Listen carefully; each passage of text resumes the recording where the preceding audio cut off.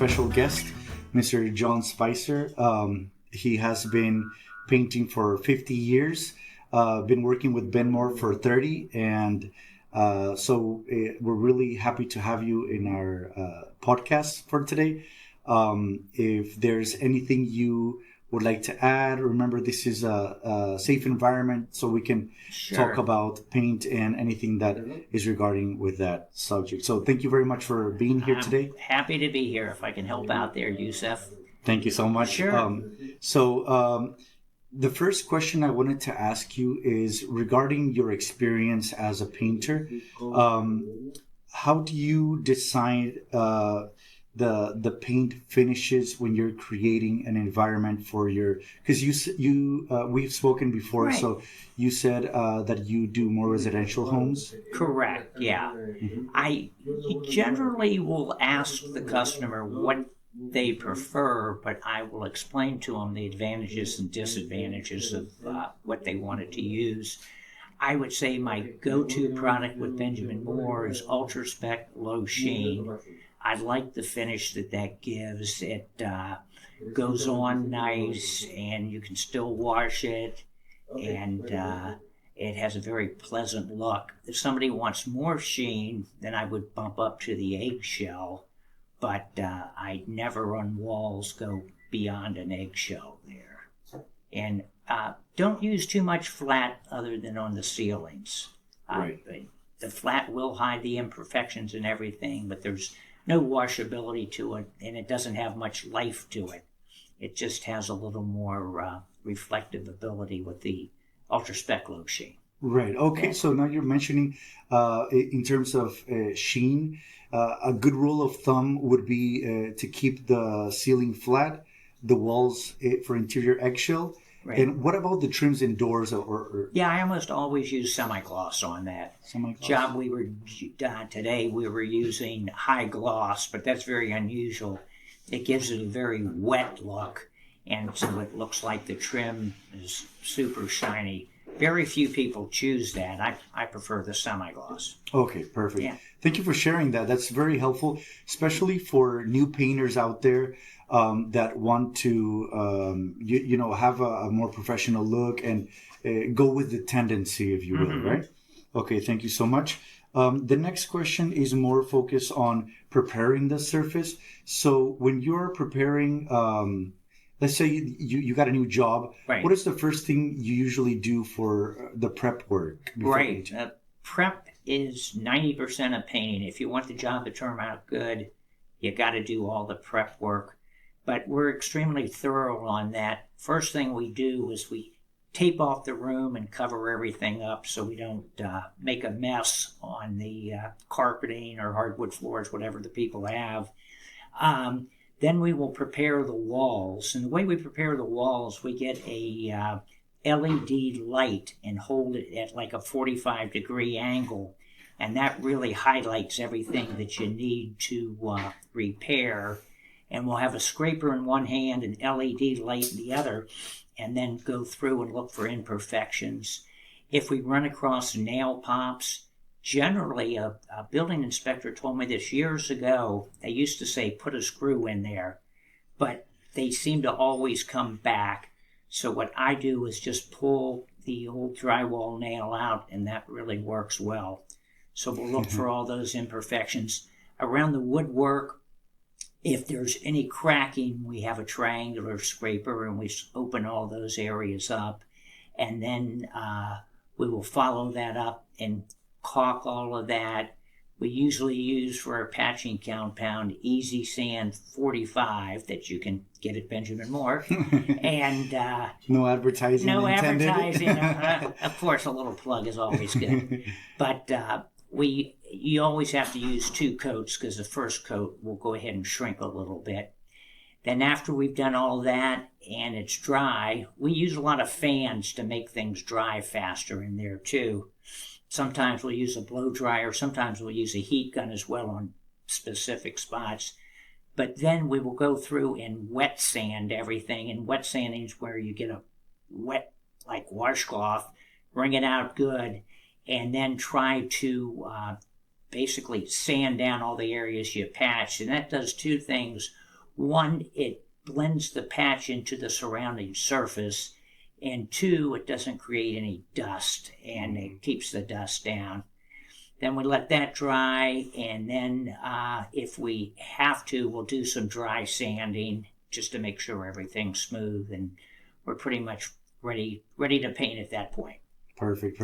Sure. So thank you for elaborating on that. I know that there's, like you said, the success of a project is only as good as your preparation, right? Absolutely. Prep's everything. Yep. Yeah, we're going to emphasize on that. So all the new painters out there can definitely take note on this. Right. Valuable information. I had a saying that I would give my customers.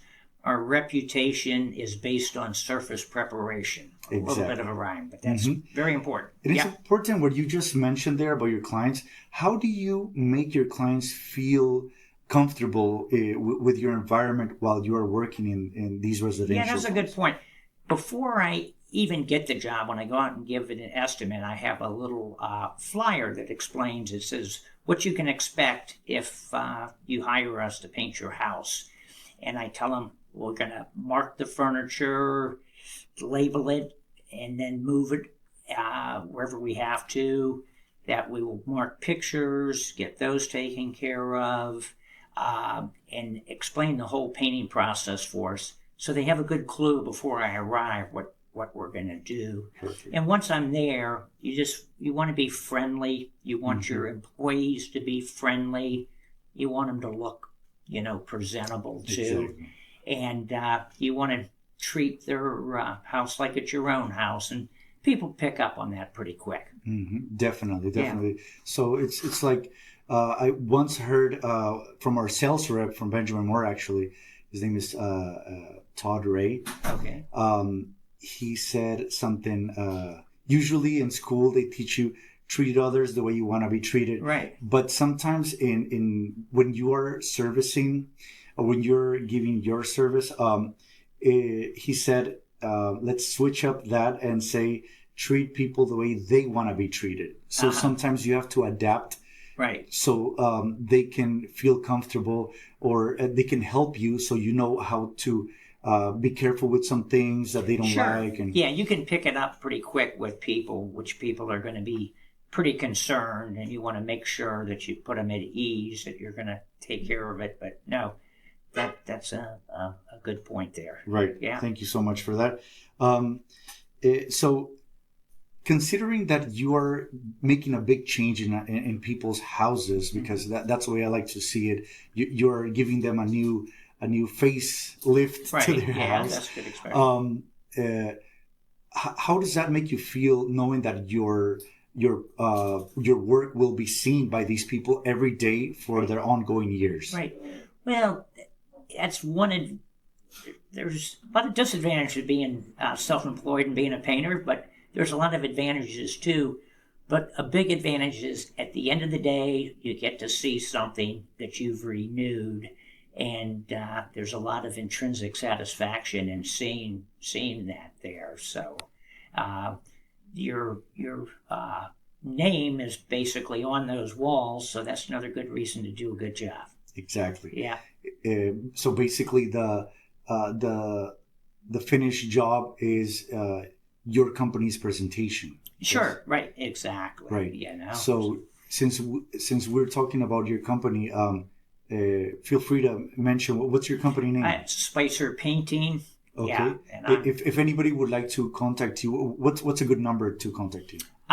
You could reach me on my website. It's the easiest, or email, and that's John, John, at spicerpainting.com. Perfect. Yeah, thank you. Great. So since you were mentioning our product, I would most likely and most definitely like to also mention that to our clients. So sure. It's a community that we build, and that's why we are. Right. One of the main reasons for this podcast is that we can all help each other. Sometimes people like to be more reserved to their own clientele and things like that. But right.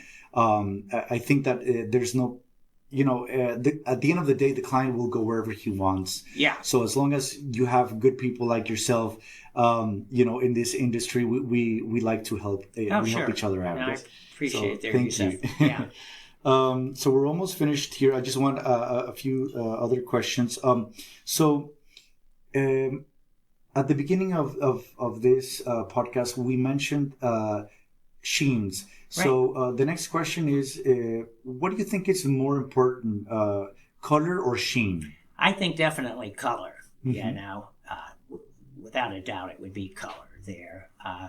The sheen can affect the color. So, and it generally, I would say, the more sheen, the lighter the color is going to look. That's been my experience there. Right. Other guys may have had a different take on that, but that's been my experience here. But yeah, most people don't even tell me the sheen that they want. They just tell me the color they want. Okay, and then I got to bring up the sheen to them. And then you help them and I help them make that decision. Right, perfect, exactly. Perfect. Thank you so much. And the last but not least question that we have for today is, what's the most fulfilling part of being a residential home painter? What's something that when you go back home, it motivates you to go back the next day? Well, it's just the satisfaction that you have control of your product and that you can do a good job for people. And most of my customers are extremely appreciative. I would say I've been painting almost 50 years. Next year will be 50 years. I've probably only had difficulty with 3 people, and I think they were mentally ill. Oh, wow. Yeah. Okay. Yeah. So you have had those experiences as well? Oh, sure. Yeah, exactly. But, I mean, when you think about over 50 years, only have 3 people, that says a lot. That's pretty darn good, Yes. Part of that is because I get all my jobs from referrals. I really don't advertise. So people don't refer you to not jobs as a general rule. So that's a real blessing there. Well, so we feel proud of you, and I'm sure you and your crew feel very proud of what you do. And I really want to thank you on behalf of our team, Color by Design Paints, all the work that you bring to us, and we most likely would like to share that with everybody else. Sure. So thank you for being here. Yeah, thank you. Thank you for your service. Appreciate it there. No problem at all. I'm really happy to have you here, and our doors are always open. Okay. And it's always a good feeling to have good painters in our shop. Oh, thanks. Appreciate it.